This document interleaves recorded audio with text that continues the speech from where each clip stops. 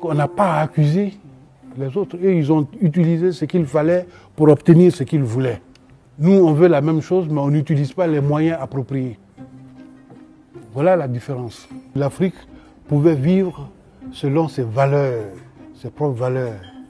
Mais à côté, il y avait des populations, il y avait des nations qui avaient besoin de choses dont disposait l'Afrique et qui ont utilisé les moyens appropriés pour les obtenir.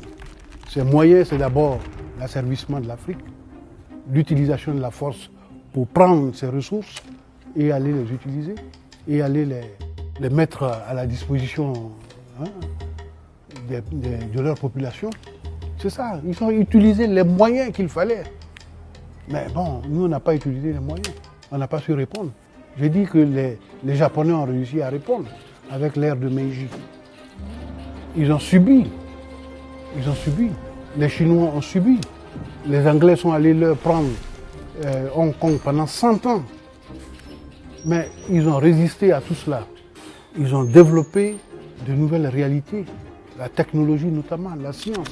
Et aujourd'hui, ils sont en passe de dicter leurs lois économiques aux Occidentaux.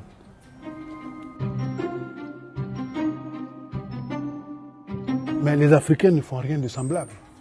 Rien. Ils sont dans la politique. Ils sont dans la corruption.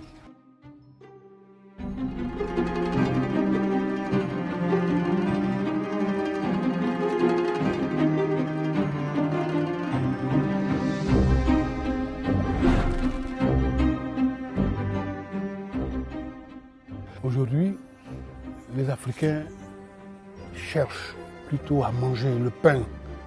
Pas le pain spirituel, mais le pain de farine. Ils cherchent à rouler dans les grandes voitures, à vivre dans des villas. C'est ça qui les intéresse, beaucoup plus que le spirituel. C'est vrai que les églises sont nombreuses, elles sont pleines et tout, mais en fin de compte, quand vous grattez le vernis, vous verrez que ce qui domine, c'est le matériel. Et c'est ça la plaie de l'Afrique. On n'accorde pas la même importance à l'homme qu'au matériel.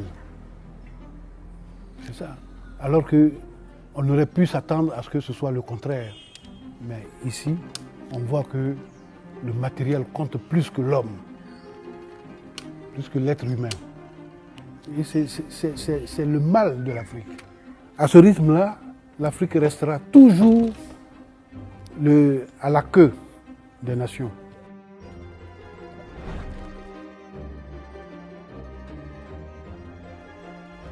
La solution se trouve dans l'éducation, dans la science, dans la technologie et puis dans la bonne gestion.